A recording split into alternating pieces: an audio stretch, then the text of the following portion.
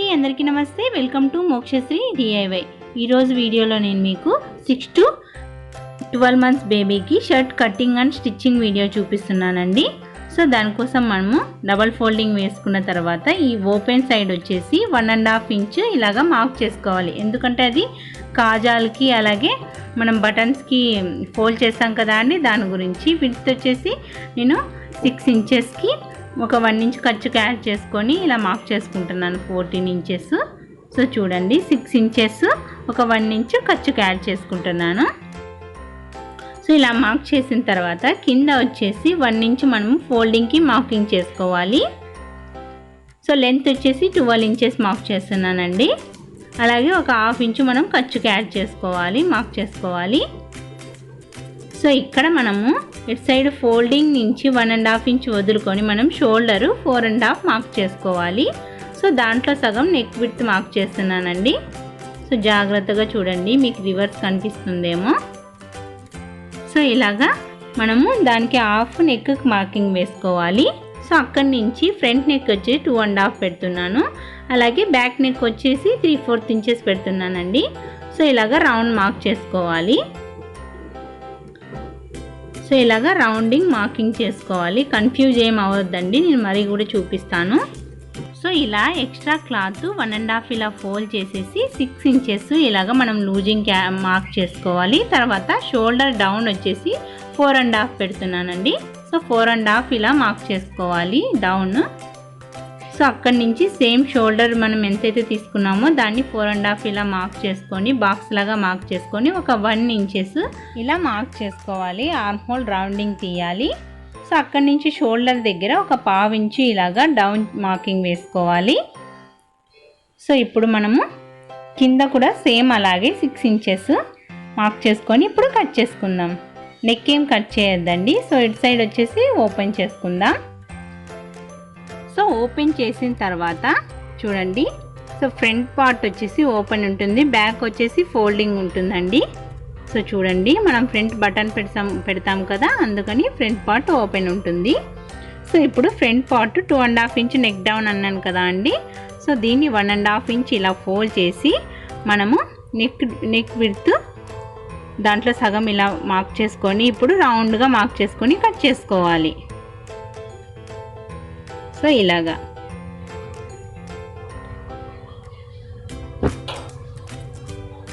So చూడండి, ఇలా folding వస్తుంది.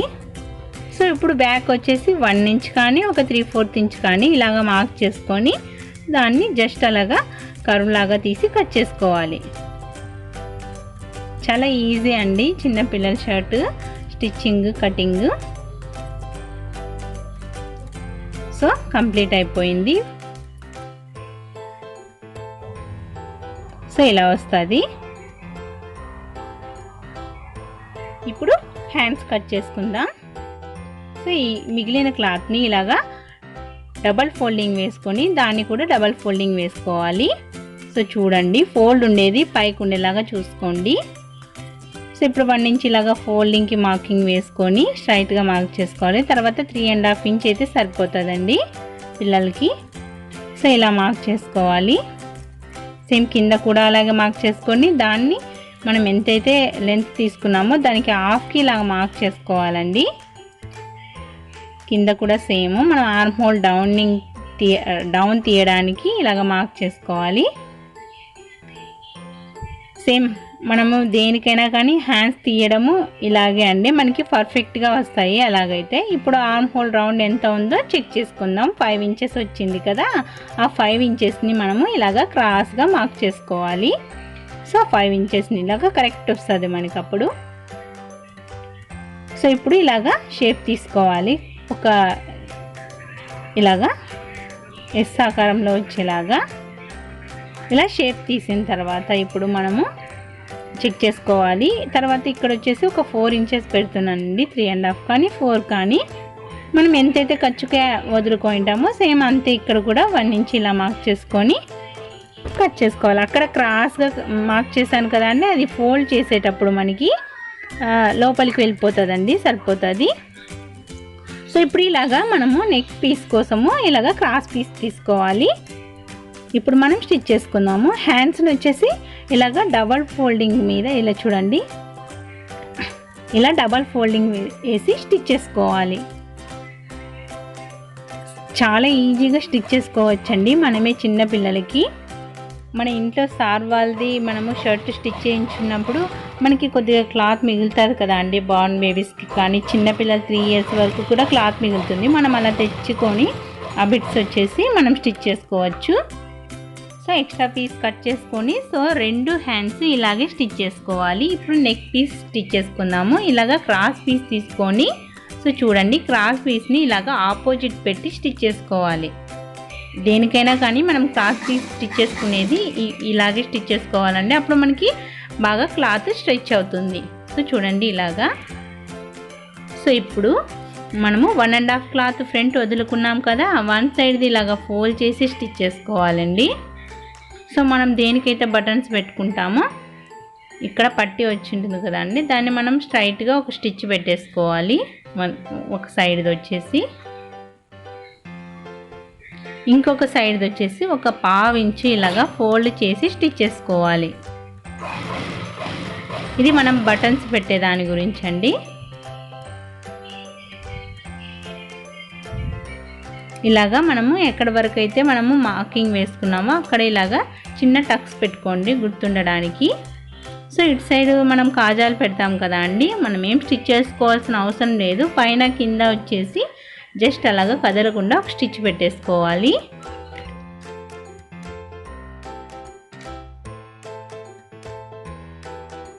ఇంకొకటి ఏంటంటే ఇక్కడ మనము బటన్స్ పెడతాం కదా అండి, దానికోసం వచ్చేసి మనము ఒక 1/2 ఇంచు పైకి చూడండి ఇలాగా 1/2 ఇంచు మనము కొద్దిగా పైకే ఫోల్డ్ చేసుకోవాలండి. 1.5 ఇంచ్ కదా, 1 ఇంచే లోపలికి ఫోల్డ్ చేసుకోండి.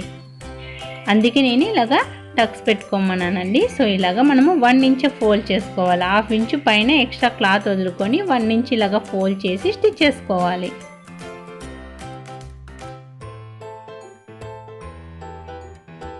సో ఇలాగా 1/2 ఇంచు పైకి వచ్చే విధంగా ఇలా ఫోల్డ్ చేసుకొని మనము దాని మీదే స్టిచ్ చేసుకోవాలి. ఇది వచ్చేసి బటన్స్ వేయడానికండి.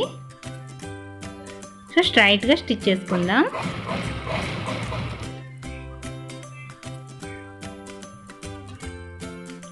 సో కంప్లీట్ అయిపోయింది. ఇప్పుడు మనము షోల్డర్స్ జాయిన్ చేసుకుందాం. సో ఇలాగా రివర్స్ పెట్టేసుకొని డబల్ స్టిచ్ వేసుకోవాలి.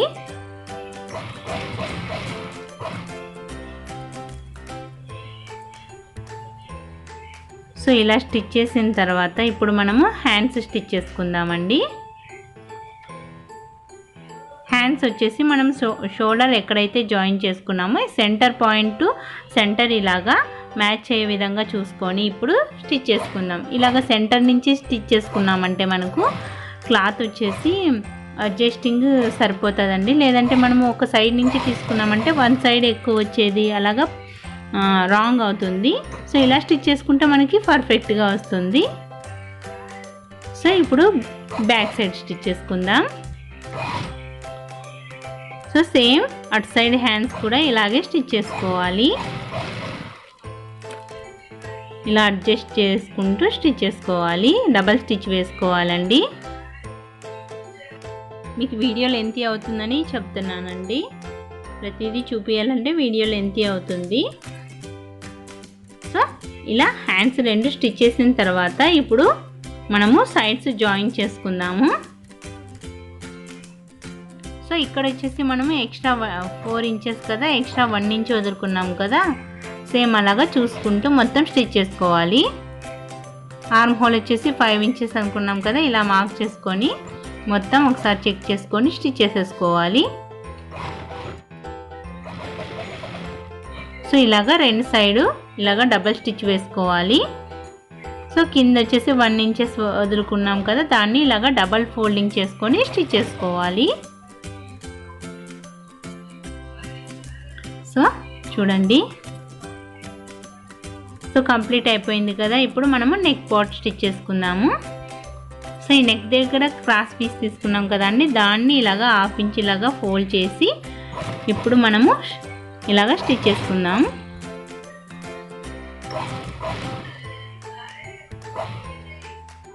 ఎక్కడ క్లాత్ లాగకుండా స్టిచ్ చేసుకోవాలండి.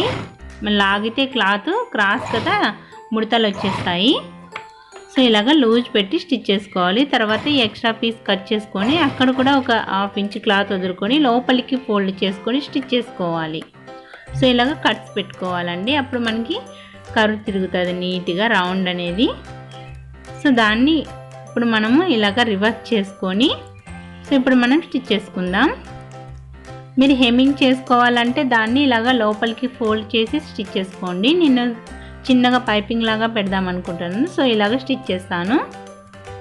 సో ఇలా ఫోల్డ్ చేసి స్టిచ్ చేసుకుందాం.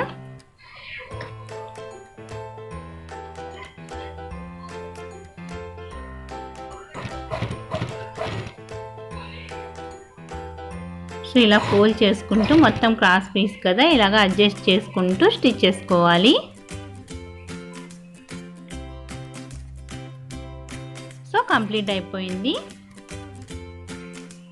మనం బటన్స్ వేసుకుంటే సరిపోతుంది. అలాగే ఇక్కడ వచ్చేసి ఇంకొకటి ఏంటంటే ఇక్కడ నేను కాజాలు వచ్చేసి నార్మల్ మిషన్తోనే వేసానండి. అది కూడా వీడియో అప్లోడ్ చేశాను. చేసిన తర్వాత ఈ వీడియో కింద డిస్క్రిప్షన్ బాక్స్లో ఇస్తానండి కుదిరితే లింక్. సో ఇలాగండి సేమ్ రెడీమేడ్ స్టైల్లో మనం నార్మల్ మిషన్తోనే ఇలాగా కాజాలు వేసుకోవచ్చండి. సో ఫైనల్లీ ఇలా ఉంది. హోప్ ఈ వీడియో మీ అందరికీ నచ్చిందని అనుకుంటున్నాను. నచ్చితే ఒక చిన్న లైక్ చేయండి. యూజ్ అయింది అనుకుంటే షేర్ చేయండి. సబ్స్క్రైబ్ చేయడం మాత్రం అస్సలు మర్చిపోకండి.